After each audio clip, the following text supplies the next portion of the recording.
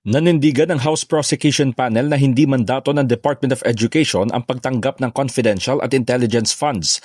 Tugon ito ng prosekusyon matapos na usisain ni Senator Judge Robin Hood Padilla si Counsel for the Public Prosecutors Attorney May Divina Gracia kung nakatulong ba sana ang confidential funds sa Department of Education upang mapigilan ang mga insidente ng pamamaril sa paaralan. Sa press conference, binigyang diin ni House Trial Spokesperson Rene Luisco na ang government resources para sa edukasyon ay mas mailalaan sana sa mental health professionals at mga silid-aralan kaysa confidential funds.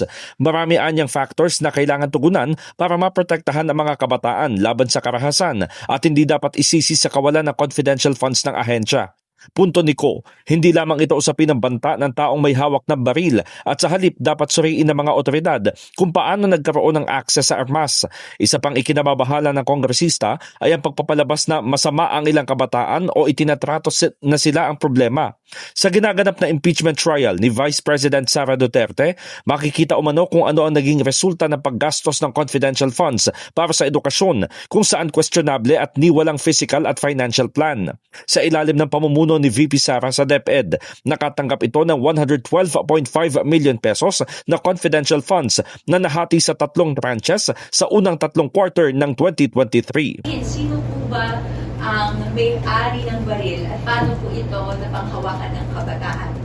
Meron po yung layer na relative/parent yung may-ari at paano po syempre natin may ensure na hindi mahawakan ito ng bata.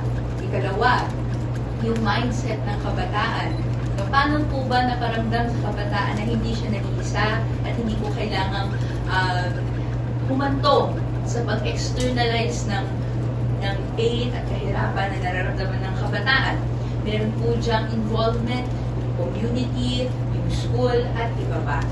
Ang nakikita nating alarming ay yung pag-villainize sa kabataan at kailangan siyang i-restrain and even kailangan i-capacitate yung ibang kabataan na hindi maging biktima ng ibang kabataan. In the heart of changing lives, ako si Brigada Haji Caaminio na 105.1 Brigada News FM Manila, the Music and News Authority.